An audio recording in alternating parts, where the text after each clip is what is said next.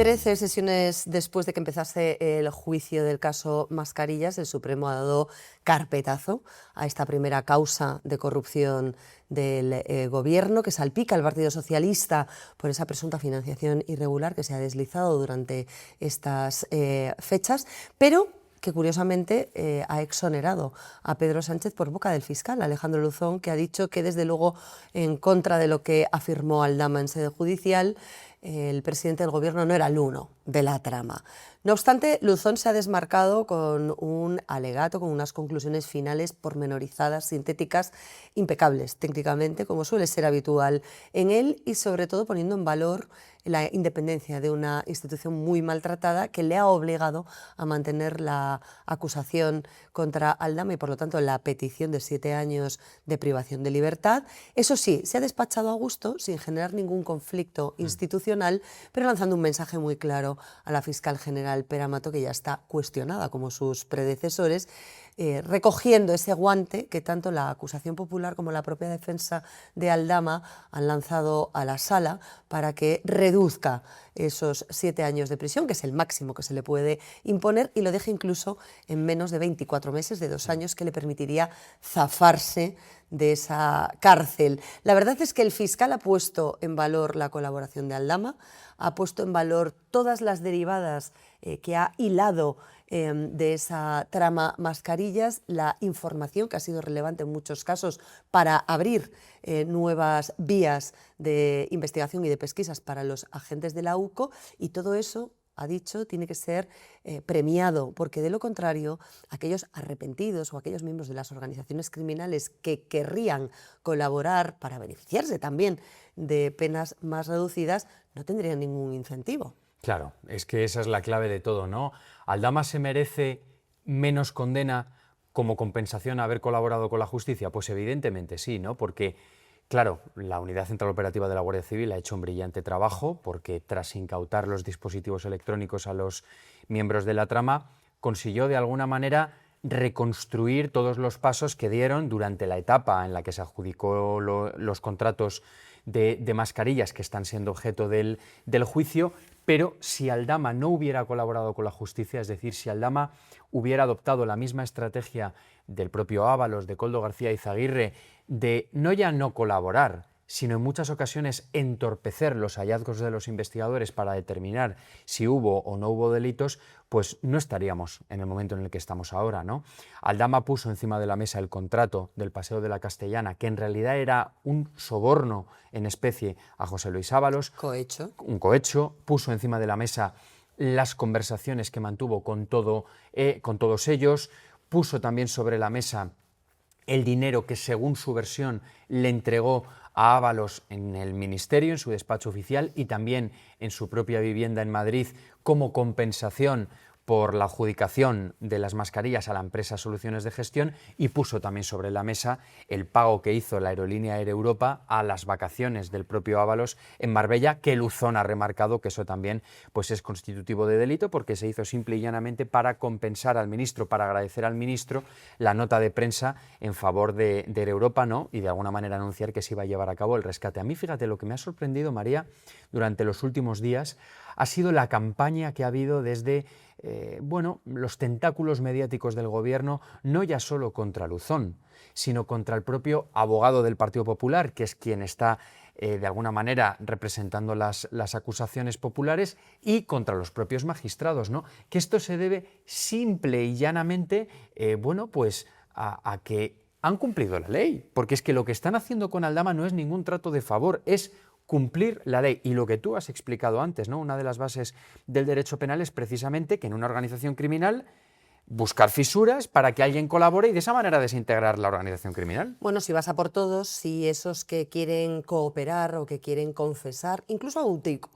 autoinculpándose, porque es lo que ha recogido Luzón de Aldama, ha dicho el fiscal que no puede sorprender esa posición cuando alguien quiere cooperar. Además, así lo prevé el derecho europeo, lo prevé el derecho anglosajón con los denominados chivatos que en definitiva no tienen esa connotación negativa que se le ha pretendido dar en España a la figura del empresario Víctor de Aldama. Y ha dejado además una cosa clara el jefe anticorrupción, y es que no merece más reproche en nuestro ordenamiento ni más castigo el que uno sea corruptor y el otro corrompido o viceversa. De hecho, no tiene claro cuál ha sido el orden de los factores, si fueron Koldo y Ábalos los que se acercaron a Aldama o fue Aldama el que les puso la guinda. En cualquier caso, el resultado es el que es: una serie de delitos que han quedado profusamente acreditados, ha dicho el fiscal Luzón, por infinitas y contundentes pruebas, entre ellas los WhatsApps y los mensajes íntegramente incautados y ordeñados por la Unidad Central Operativa de la Guardia Civil, de esos terminales móviles con los que Koldo se dedicaba a grabar todo lo que pasaba en el Ministerio de Transportes y todo lo que tenía que ver en torno a Ábalos, y que cumplía esa misión de cierta protección o para acreditar aquellas labores que estaba desempeñando como lugarteniente, como sombra del ministro Ábalos, que era en definitiva quien tenía la potestad de tomar decisiones. Ábalos no llamaba, ha dicho Luzón. Hombre, es evidente que en una trama criminal no se dejan evidencias flagrantes, ¿no?, e incontestables de que se está cometiendo un delito, pero él sabía que todo lo que salía por su boca y le transmitía a Koldo, cuando llegaba a terceros, era palabra del ministro. Y así lo entendían todos, además, con los contratos de Jessica, con las solicitudes de chalets vacacionales, con los pequeños regalos con los que empezó la trama a tentar al ministro y a su escudero. Y así es como operan esas organizaciones criminales modernas, ha dicho Alejandro Luzón, que no tienen por qué extrañar que contuvieran nada menos que la figura de todo un ministro, que fue la pieza clave, que fue el miembro cualificado que permitió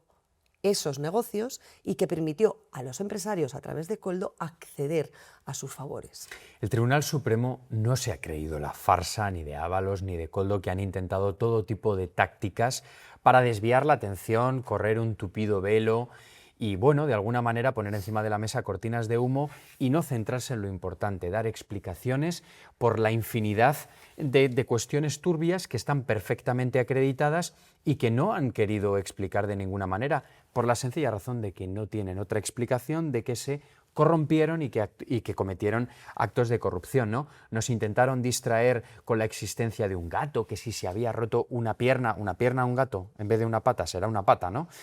Que si Koldo tenía un hijo secreto que quería trabajar de escolta, que si Ábalos tenía un hijo y que trabajaba de camarero y que, bueno, oiga, yo no he enchufado a nadie, ¿no? Pero si mi hijo es camarero, ¿pero qué tendrá que ver una cosa con la otra? Está perfectamente acreditado cómo durante los peores días del confinamiento que hubo en el año 2020 por la pandemia del coronavirus, donde murieron miles de españoles, la trama que operaba desde el Ministerio de Transportes estaba duplicando lo que iban a ganar los miembros de la organización criminal, bueno, precisamente con el desvío de comisiones ilegales del contrato de mascarillas, ¿no? Por lo tanto, bueno, vamos a ver qué es lo que ocurre, pero lo que está claro es que el fiscal jefe anticorrupción, bueno, pues ha estado en la línea de lo que hemos visto durante todas las sesiones del juicio, y yo remarcaría, aparte de lo que tú has querido destacar, María, dos elementos que me han llamado poderosamente la atención para bien, ¿no? Cómo Luzón ha remarcado la peligrosidad de todos estos actos de corrupción en la clase política, cómo todo eso va en detrimento y cómo perjudica notablemente la democracia en España, que yo, si me tuviera que quedar con algo, me quedaría con eso, porque eso es un aviso a navegantes sobre la gravedad de todos estos hechos. Y luego también cómo Luzón ha remarcado cómo desde el gobierno, de manera sistemática, bueno, pues se usan las empresas públicas para colocar amigos, a familiares, y cómo en definitiva se parasita todos los resortes del Estado en beneficio del partido que hay en el gobierno, ¿no? Se ha normalizado el hecho de que un alto cargo pueda enviar el currículum de una examante, en este caso de un ministro, pensando que es inocuo. De hecho, así lo ha señalado Luzón, el hecho de que Pardo de Vera, que ha salido a relucir en varias ocasiones durante su exposición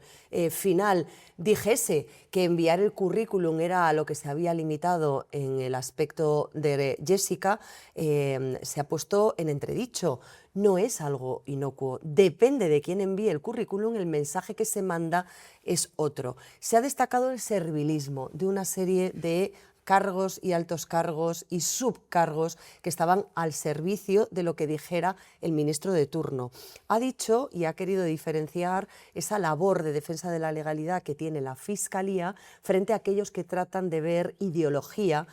o que tratan de ver oportunismo político en alguna de las decisiones que ha adoptado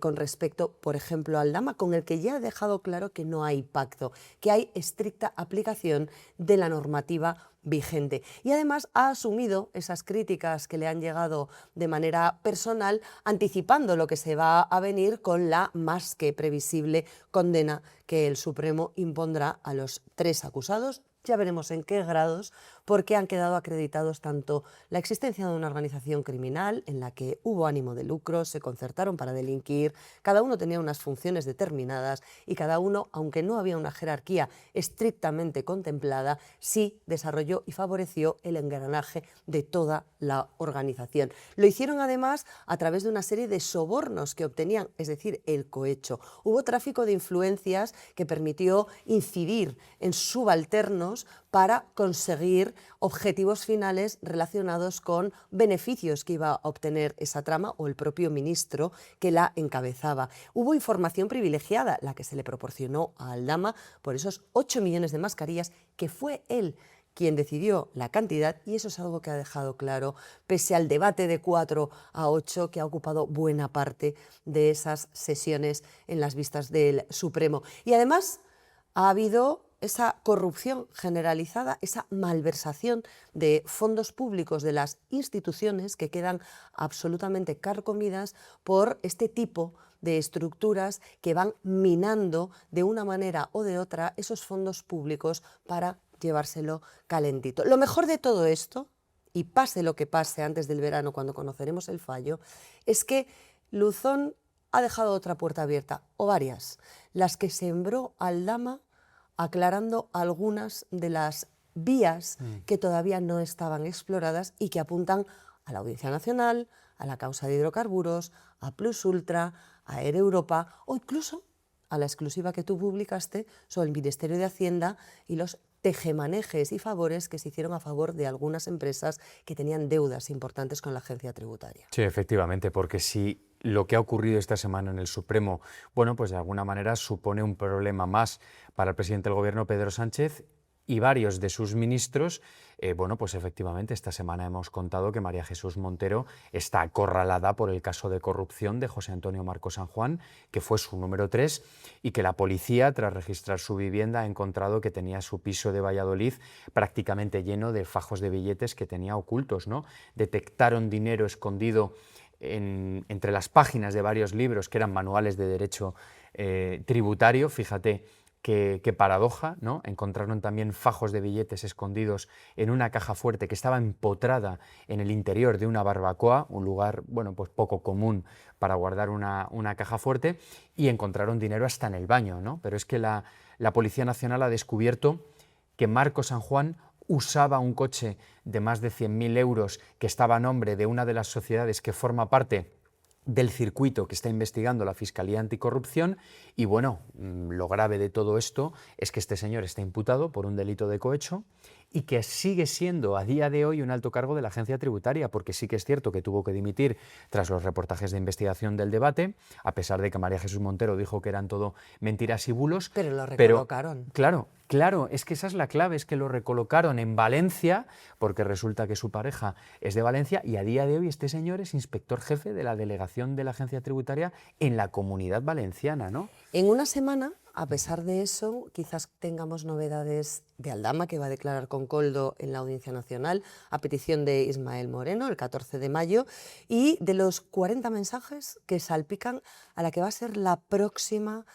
previsiblemente citada por la apisonadora de la justicia, que es lenta pero avanza, que es la señora Francina Armengol. Mucho ojo con esto.